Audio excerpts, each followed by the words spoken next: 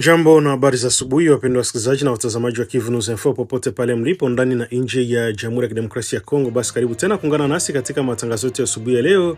Iko tarehe 23 Mei mwaka 2026 ambako tutakuletea matukio muhimu yanayoendelea ndani na nje ya nchi na katika ukanda wa maziwa makuu. Na katika asubuhi ya leo tangazia ile ya usalama na uzidi kuwa tete katika maeneo ya Masisi na Kivu Kaskazini, mapigano kati ya wazalendo na waasi wa M23, hali ya taharuki inaripotiwa Rubaya na Bisunzu, pamoja na juhudi za kurejesha maendeleo katika mji wa Uvira baada ya kurejea kwa kazi za ukarabati wa barabara taifa namba 5.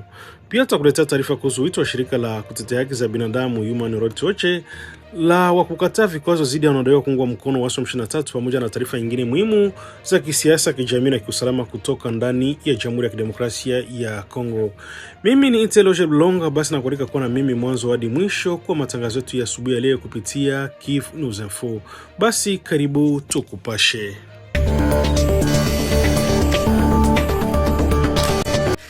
Hali ya taharuki imeendelea kutawala katika mji wa migodi wa Rubaya ulioko katika eneo la Masisi mkoani Kivu Kaskazini, mashariki mwa Jamhuri ya Kidemokrasia ya Kongo, huku wapiganaji wa wazalendo wakiripotiwa kuendelea kusonga mbele kuelekea katika mji huo wenye muhimu mkubwa wa kiuchumi.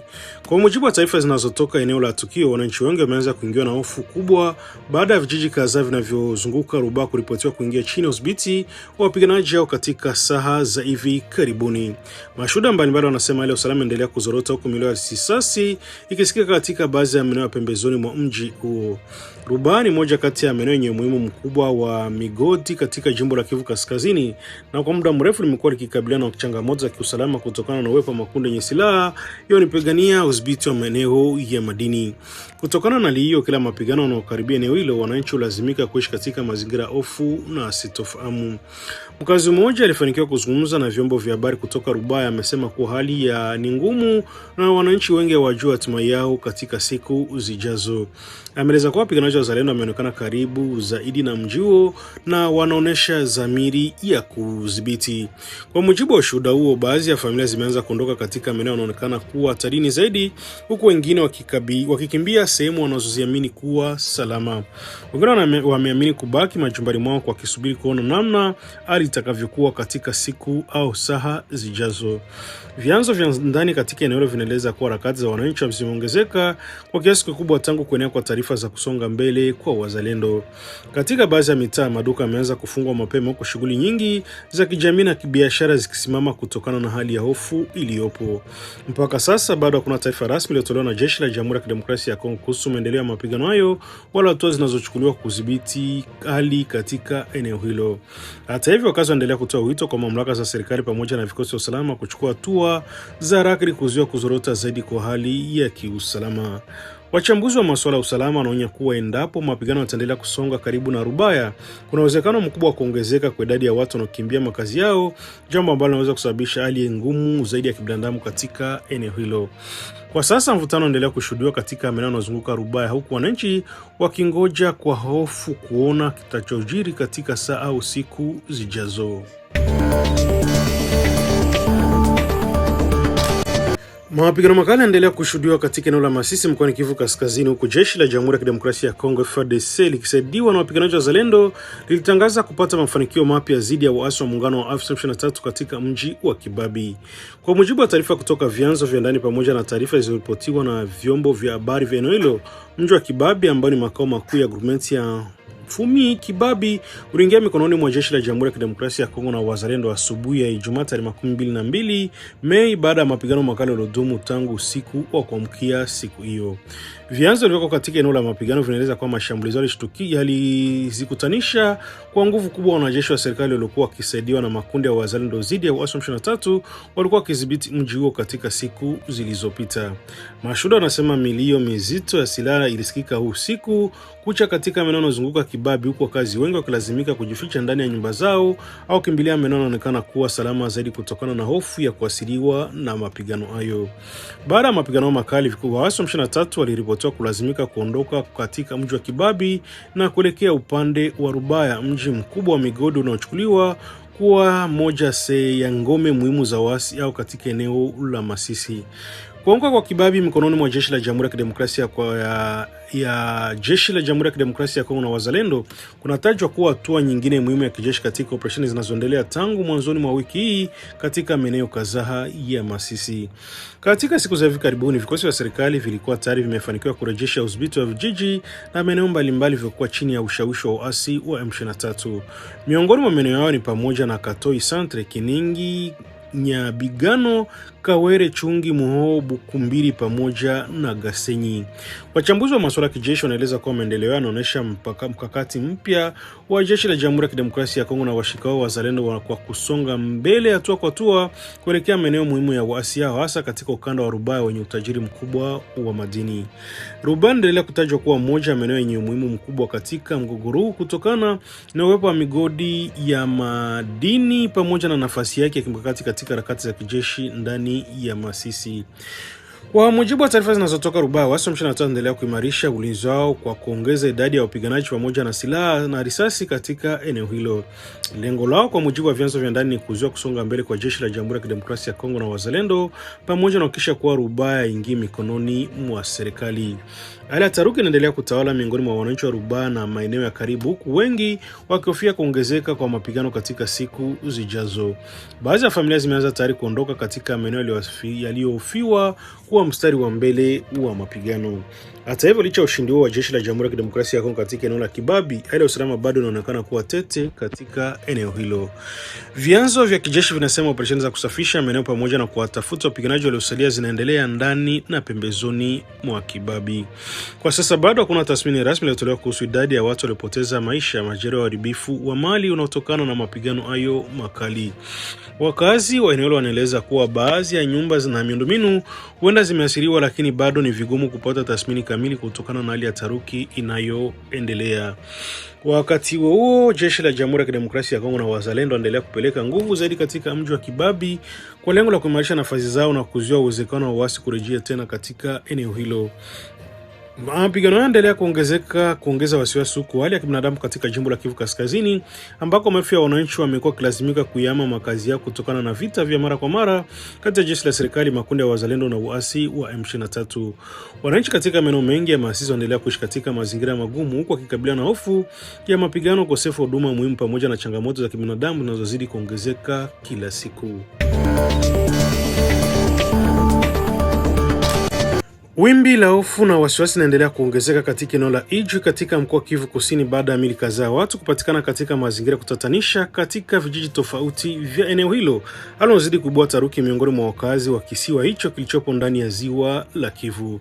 Kwa mujibu wa taarifa zilizotolewa na mashirika ya kiraia eneo la Ijwi, miili hiyo iligunduliwa siku ya Jumanne ya Ijumaa tarehe 22 Mei katika vijiji mbalimbali vya tarafa hiyo, huku baadhi ya waathirika wakionekana kuwa na alama za kunyongwa pamoja na majeraha yanayotiliwa shaka. Viongozi wa kiraia wamesema hali hiyo inaonyesha kuongezeka kwa matukio ya uhalifu, vurugu za kijamii pamoja na ukosefu wa usalama unaoendelea kuwa tishio kubwa kwa wananchi. Mratibu wa ofisi ya utaratibu wa mashirika ya kiraia Ijwi, Bikoko Bahaganze Orsele, amesema matukio yanahitaji uchunguzi wa haraka kutoka kwa mamlaka husika kabla halijazidi kuwa mbaya zaidi. Amesema kwa baadhi ya miili ilipatikana ina dalili za wazi za kuwa watu kunyongwa pamoja na majeraha yasiyoeleweka, jambo linalozua maswali mengi kuhusu mazingira ya vifo hivyo. Ameonya kuwa kama hatua za haraka zitachukuliwa, kuna hatari ya kuendelea na matukio pamoja na kuongezeka kwa mvutano ndani ya jamii hii. Katika vijiji kadhaa vya Ijwi, wakazi wanasema wameanza kuishi katika mazingira ya hofu ya kudumu kutokana na kuongezeka kwa matukio kugunduliwa kwa maiti katika miezi ya hivi karibuni. Wengi wanaeleza kuwa hali ya usalama si kama ilivyokuwa zamani, kwani eneo lilikuwa likichukuliwa kama moja kati ya maeneo utulivu mkubwa katika jimbo la Kivu Kusini licha ya migogoro inayokumba maeneo mengine ya mashariki mwa Kongo. Kutokana na hali hiyo, baadhi ya jamii zimeanza kuchukua tahadhari za ziada kwa kupunguza safari za usiku, huku vikundi vya ulinzi vya kijamii vikianza kujitokeza katika baadhi ya vijiji kwa lengo la kuzuia mashambulizi au matukio mengine ya kihalifu. Hata hivyo, viongozi wa kiraia wameonya kuwa hatua hizo za wananchi kujilinda wenyewe haziwezi kuwa suluhisho la kudumu bila uwepo wa nguvu kubwa kutoka kwa vyombo rasmi vya dola. Wamesema mifumo sasa ya kuzuia uhalifu pamoja na mwitikio wa kiusalama bado ni dhaifu ukilinganisha na ukubwa wa tatizo linaloendelea kushuhudiwa katika eneo hilo. Mashirika hayo yanatoa wito kwa serikali pamoja na vyombo vya usalama kuongeza uwepo wao katika baadhi ya maeneo mbalimbali ya Ijwi, hasa katika machifu ya Ntambuka na Rubega ambako matukio mengi yanaripotiwa. Pia wanataka uchunguzi wa kina ufanyike ili kubaini wahusika wa mauaji pamoja na kuwafikisha mbele ya vyombo vya sheria. Kwa mujibu wa baadhi ya viongozi wa ndani, kuongezeka kwa wale ukosefu wa usalama kunachangia na kile wanachokita utamaduni wa kutokudhibitiwa kwa baadhi ya wahalifu, ambako watu waliwahi kukamatwa kwa makosa mbalimbali wachiliwa bila kesi zao kufuatiliwa kikamilifu. Hali hiyo kwa mujibu wao imekuwa kiwapa nguvu wahalifu kuendelea kutenda matukio uovu bila kuchukuliwa hatua. Visa vya wananchi kujishukulia sheria mkononi vimekuwa vikiongezeka katika baadhi ya maeneo ya Ijwi. Hali hiyo imeendelea kuongeza mvutano ndani ya jamii, na huku baadhi ya watu wakishutumiwa kushambuliwa bila ushahidi wa kutosha. Mbali na changamoto za usalama, mashirika ya kiraia yanaeleza kuwa pia kuna ongezeko la utapeli unaohusishwa na biashara bandia za dhahabu na almasi. Wanasema watu kadhaa wamekuwa wakidanganywa kupitia biashara hizo haramu, jambo ambalo limechangia kuibuka kwa mgogoro mpya ndani ya jamii pamoja na kuongezeka kwa chuki na kutokuaminiana kati ya wananchi. Katika taarifa zao, viongozi wa kiraia wamezitaka mamlaka za serikali kutekeleza kikamilifu wajibu wao wa kulinda wananchi pamoja na kuhakikisha uchunguzi wa matukio yote ya mauaji yaliyotokea katika eneo hilo. Pia wametoa raia kuwa viongozi wa dini, walimu pamoja na viongozi wa kijamii kuongeza kampeni za kuhimiza amani, mshikamano na kijamii pamoja na utoaji wa taarifa kwa mamlaka pale matukio ya kutatanisha yanapotokea.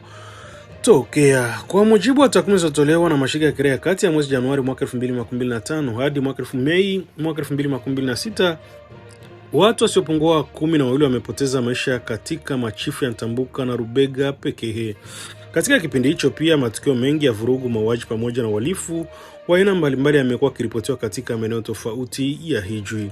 Wakazi wengi sasa wanaendelea kuishi katika hali ya hofu na sitofahamu, huku wakiomba serikali kuchukua hatua za haraka ili kurejesha hali ya usalama katika eneo hilo ambalo kwa miaka mingi linaonekana kuwa kimbilio na utulivu ndani ya jimbo la Kivu Kusini.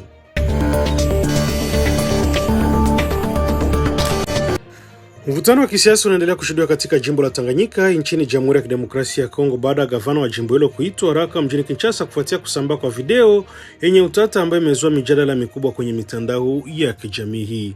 Kwa mujibu wa taarifa kutoka Wizara ya Mambo ya Ndani ya Kongo, uamuzi umetolewa na makamu waziri mkuu pamoja na waziri wa mambo ya ndani Jacquemain Shabani, ambaye ameagiza kurejeshwa mara moja kwa gavana huyo wa Tanganyika mjini Kinshasa kwa kile kinachoelezwa kuwa ni mashauriano ya haraka.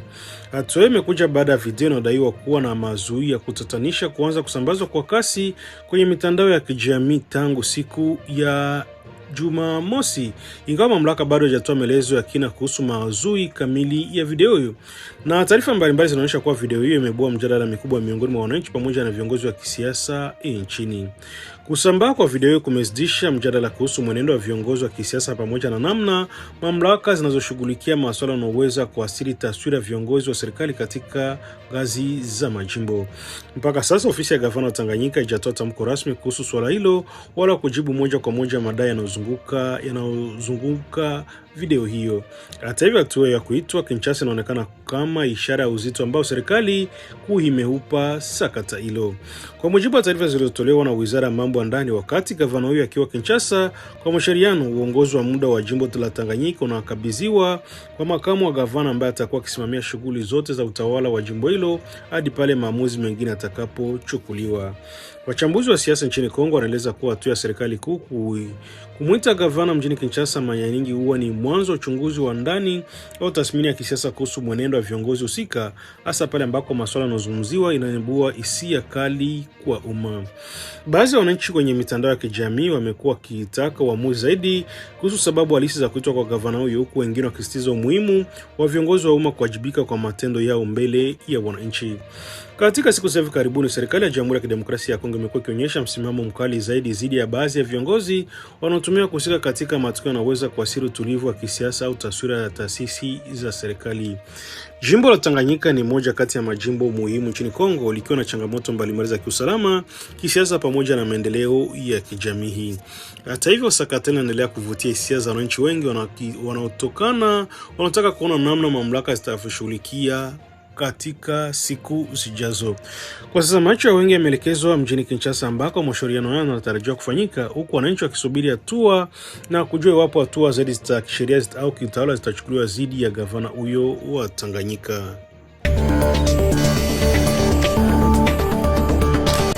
Shirika la kimataifa la kutetea haki za binadamu Human Rights Watch limesema kuwa rais wa Rwanda Paul Kagame hakutoa majibu yote kwa ombi la shirika hilo linalotaka kufanya naye mkutano kuhusu madai ya ukiukwaji wa haki za binadamu na dai kufanywa mashariki mwa Jamhuri ya Kidemokrasia ya Kongo.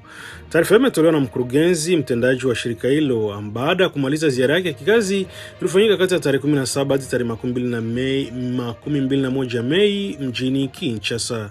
Kwa mujibu wa Human Rights Watch, shirika hilo lilikuwa likiwasilisha rasmi ombi la kukutana na Paul Kagame mwezi Aprili mwaka huu kwa lengo la kujadili kile linachokiita ukiukwaji wa haki za binadamu pamoja na vitendo vya ukatili vinavyodaiwa kufanywa na jeshi la Rwanda pamoja na waasi wa M23 mashariki mwa Kongo. Katika taarifa yake iliyotolewa Ijumaa tarehe 22 Mei, Human Rights Watch imesema kuwa hadi sasa kwa kupokea jibu lolote kutoka kwa mamlaka ya Rwanda kuhusu ombi hilo la mkutano. Philippe Boloponyo amesema kuwa haja ya kuchukuliwa hatua kali dhidi ya wote wanaohusika katika ukiukwaji wa haki za binadamu, iwe ni viongozi walioko Kinshasa au Kigali. Amesisitiza kuwa kwa utamaduni wa kutokuadhibiwa hawapaswi kuendelea katika mgogoro unaoendelea mashariki mwa Kongo. Kwa mujibu wa mkurugenzi huyo, kutokuchukuliwa kwa hatua kali dhidi ya wahusika wa uhalifu kunazidi kuchochea matukio mapya ya ukatili dhidi ya raia. Hivyo amezitaka nchi wafadhili pamoja na jumuiya ya kimataifa ikiwemo Umoja wa Ulaya kuunga mkono juhudi za kuwajibisha wote wanaosaidia makundi yenye silaha yanahusishwa na vitendo vya ukatili. Human Rights Watch imetoa wito kwa kuwepo kwa vikwazo dhidi ya viongozi juu wa Kongo na Rwanda wanaodaiwa kuhusika katika kuunga mkono makundi yenye silaha yanayotumiwa kufanya uhalifu dhidi ya raia katika maeneo ya mashariki mwa DRC. Ziara ya shirika hiyo nchini Kongo imefanyika siku chache tu baada ya Human Rights Watch kuchapisha ripoti mpya kuhusu hali ya kibinadamu na usalama katika mji wa Uvira uliopo mkoani Kivu Kusini. Ripoti hiyo ilichapishwa tarehe 14 Mei na inaeleza madai ya mauaji, ubakaji pamoja na utekaji unaofanywa na waasi wa M23 pamoja na wanajeshi wa Rwanda kwa wakati wa udhibiti wao mjini Uvira kati ya tarehe 10 Disemba hadi tarehe 17 Januari mwaka 2026. Kwa mujibu wa shirika hilo, baadhi ya vitendo vilivyotekelezwa katika kipindi hicho vinaweza kuchukuliwa kama uhalifu wa kivita kwa mujibu wa sheria za kimataifa na za kibinadamu. Ripoti yenye kichwa siasa ni raia, sisi ni raia inaeleza kuwa waasi wa M23 pamoja na vikosi vya Rwanda walihusika katika ukiukwaji mkubwa wa haki za binadamu wakati wa kuteka na kudhibiti mji wa Uvira. Shirika hilo pia limeeleza kuwa kuanguka kwa Uvira mikononi mwa waasi wa M23 na vikosi vya Rwanda kulitokea siku chache tu baada ya kutiwa saini kwa makubaliano ya amani yaliyosimamiwa na Marekani kati ya Rwanda na DRC.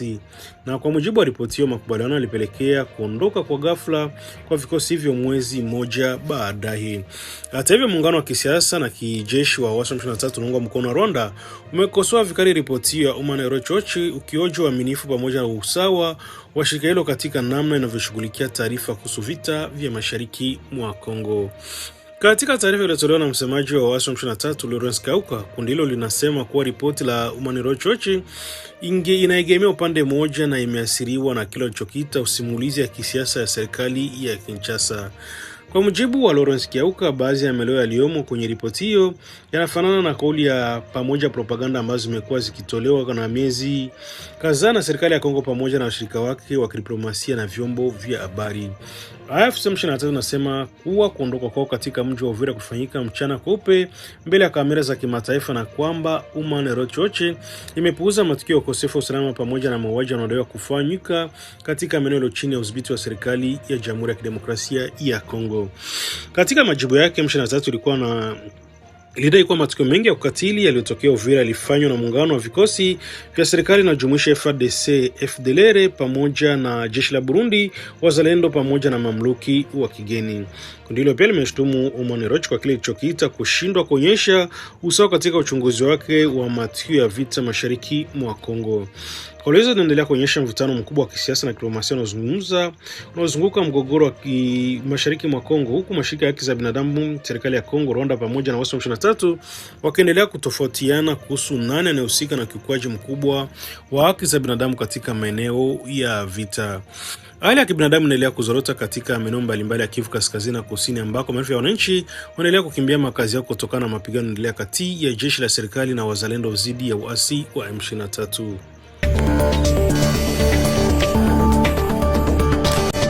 Shughuli za ukarabati na ujenzi wa barabara taifa namba 5 maarufu kama RN5 zimeanza tena rasmi katika mji wa Uvira, tunaotajwa kuwa ishara ya kurejea kwa taratibu wa utulivu pamoja na mamlaka za serikali katika baadhi ya maeneo mashariki mwa Jamhuri ya Kidemokrasia ya Kongo yalikuwa yameathiriwa na vita. Kwa mujibu wa taarifa kutoka mamlaka za eneo hilo, kurejea kwa kazi hizo kunafuatia kuondoka kwa wanajeshi wa Rwanda pamoja na washirika wao walikuwa wakidhibiti baadhi ya maeneo ya mkoa wa Kivu Kusini katika miezi iliyopita. Kampuni ya ujenzi ya AC tayari imeanza kazi na kuweka tabaka la kwanza la lami katika sehemu ya barabara hiyo ambayo imechukuliwa kuwa moja njia muhimu zaidi kwa usafiri kwa watu na biashara katika eneo la mashariki mwa Kongo. Barabara taifa namba 5 ni moja ya barabara kuu zinazounganisha maeneo mbalimbali ya Kivu Kusini pamoja na ukanda wa maziwa makuu, na kwa muda mrefu imekuwa na umuhimu mkubwa katika usafirishaji wa bidhaa, watu pamoja na shughuli za biashara za mpakani. Mamlaka za ndani zinasema kuwa kuanza tena kwa mradi huo ni ishara ya dhamira ya serikali ya Kongo kuendelea na miradi ya maendeleo hata baada ya vipindi vigumu vya migogoro ya kiusalama iliyokumba eneo hilo. Kwa mujibu wa viongozi wa eneo hilo, kurejeshwa kwa shughuli za ujenzi katika barabara ya taifa namba 5 pia kunaonyesha juhudi za serikali za kurejesha huduma muhimu za umma pamoja na kuimarisha uwepo wa taasisi za dola katika maeneo yaliyowahi kuathiriwa na mapigano. Wakazi wa Uvira wamepokea kwa matumaini kurejea kwa kazi hizo, wakiamini kuwa ukarabati wa barabara hiyo utasaidia kuboresha maisha ya kila siku pamoja na shughuli za kiuchumi ambazo zimeathiriwa kwa muda mrefu na hali ya ukosefu wa usalama. Barabara namba 5 inatajwa kuwa moja ya njia muhimu zaidi za usafiri mashariki mwa Kongo, kwani inaunganisha miji na vijiji kadhaa vya Kivu Kusini, huku pia ikirahisisha biashara kati ya Kongo na baadhi ya nchi jirani katika ukanda wa maziwa makuu. Wachambuzi wa uchumi wanaeleza kuwa kukamilika kwa ukarabati wa barabara hiyo kutachangia kwa kiasi kikubwa kupunguza gharama za usafirishaji wa bidhaa pamoja na kuongeza kasi ya barabara hiyo katika eneo hilo. Pia wanasema kwa barabara bora inaweza kusaidia kuimarisha usalama kwa kuharakisha harakati za vikosi vya serikali pamoja na huduma za kibinadamu katika maeneo ambayo yamekuwa na gumu kufikika kutokana na ubovu wa miundombinu. Kwa taarifa za kiufundi, timu za waandishi pamoja na wafanyakazi wa kampuni hiyo tayari zimeanza kazi na kuweka lami kwa kasi ili kuhakikisha mradi huo unaendelea bila kucheleweshwa. Kwa mujibu wa taarifa zilizotolewa na viongozi wa ndani, kiasi kikubwa cha lami pamoja na vifaa vya ujenzi viliripotiwa viliporwa na waasi kabla na wakati wa kuondoka kwao katika mji wa Uvira, ilisababisha kucheleweshwa kwa shughuli za ukarabati pamoja na kuongeza gharama za mradi huo. Licha ya changamoto hizo, serikali pamoja na wadau wa mradi huo wanasema waendelea kujipanga kuhakikisha kuwa kazi zinaendelea kama ilivyopangwa ili kurejesha hali ya kawaida ya usafiri na biashara katika eneo hilo. Kurejeshwa kwa mradi wa barabara namba 5 kunakuja wakati ambako mashariki mwa Kongo inaendelea kushuhudia juhudi mbalimbali za kurejesha amani, kujijenga upya miundombinu pamoja na kusaidia wananchi waliokumbwa na athari za mapigano kwa muda mrefu kati ya serikali ya jeshi la serikali na makundi ya wazalendo na uasi wa M23.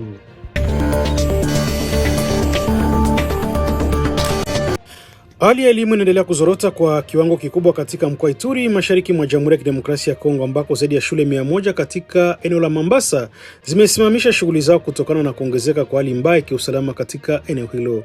Kusimamishwa huku kwa masomo kunatajwa kuwa pigo kubwa katika sekta elimu, hasa eneo ambalo limeathiriwa kwa muda mrefu na migogoro ya silaha pamoja na mashambulizi ya mara kwa mara dhidi ya raia. Taarifa hiyo ilitolewa siku ya jana Alhamisi tarehe 21 Mei na mkurugenzi wa elimu ya Mambasa Michel Uponyo, ambaye alieleza wasiwasi mkubwa kuhusu hali inayoendelea kuwa mbaya zaidi siku hadi siku.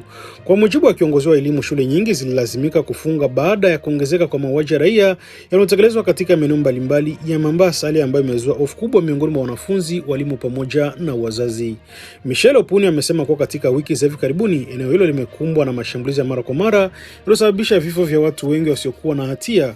Kutokana na hiyo, jamii ya elimu imejikuta katika mazingira magumu ambako walimu pamoja na wanafunzi wengi wamekimbia makazi yao kwa hofu ya kuuawa, kutekwa nyara na makundi yenye silaha yanayofanya mashambulizi katika eneo hilo. Kwa mujibu wa maelezo yake, baadhi ya wanafunzi wamepoteza maisha katika mashambulizi hayo, huku wengine wakiripotiwa kutekwa nyara na watu wenye silaha. Aliyoongeza hofu kubwa katika familia nyingi ambazo sasa zimeamua kuhamisha watoto wao kuelekea maeneo yanayoonekana kuwa salama zaidi. Wazazi wengi wameacha kabisa kuwaruhusu watoto wao kwenda shule kutokana na hatari inayotawala katika vijiji, barabara zinazounganisha maeneo ya masomo. Katika siku za hivi karibuni, mkoa wa elimu umekuwa ukikabiliwa na hali mbaya ya usalama inayojulikana na mauaji ya raia. Tumepoteza baadhi ya wanafunzi wetu katika mashambulizi haya, huku wengine wakibebwa mateka, alisema Michel Opunyo wakati akizungumza sababu zilizopelekea kusimamishwa kwa masomo katika shule hizo. Kusitishwa kwa masomo kunaendelea kuibua wasiwasi mkubwa kwa mamlaka za elimu pamoja na mashirika ya kiraia yanayofuatilia hali ya watoto katika maeneo yenye migogoro. Wachambuzi wa elimu wanaonya kuwa ikiwa hali hiyo itaendelea kwa muda mrefu, wanafunzi wako katika hatari ya kupoteza kabisa mwaka wa masomo 2025 hadi mwaka 2026, jambo ambalo linaweza kuongeza idadi ya watoto wanaoacha shule katika eneo hilo. Kusimamishwa kwa shughuli za elimu kunatajwa kuwa na hatari kubwa kwa maendeleo ya watoto, hasa katika maeneo ya vijiji ambako tayari mfumo wa elimu ulikuwa ukikabiliwa na changamoto nyingi, ikiwemo ukosefu wa walimu wa kutosha, miundombinu mibovu pamoja na ukosefu wa vifaa vya kufundisha. Sasa kutokana na mapigano na mashambulizi ya mara kwa mara, hali hiyo imekuwa mbaya zaidi, huku baadhi ya shule zikibaki tupu baada ya walimu na wanafunzi kukimbia maeneo yao. Baadhi ya wazazi wa Mombasa wanasema kwa familia nyingi sasa zinaishi katika mazingira magumu baada ya kukimbia vijiji vyao bila msaada kutosha kwa binadamu. Watoto wengi wanahamishwa kutoka maeneo ya mapigano wamejikuta wakikosa masomo, chakula pamoja na huduma za afya. Mashirika ya kibinadamu yanaona kuwa iwapo hali ya usalama haitadhibitiwa haraka, maelfu ya watoto wanaweza kuingia katika safari ya kuathirika kisaikolojia kutokana na vitendo na vurugu wanavyovishuhudia.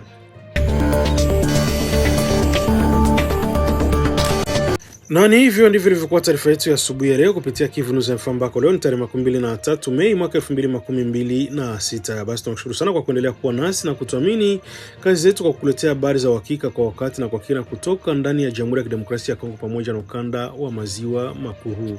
Basi kwa niaba ya timu nzima Kivu News FM, mimi ni Telos Longa na kutakia siku njema yenye amani na mafanikio katika shughuli zako za kila siku.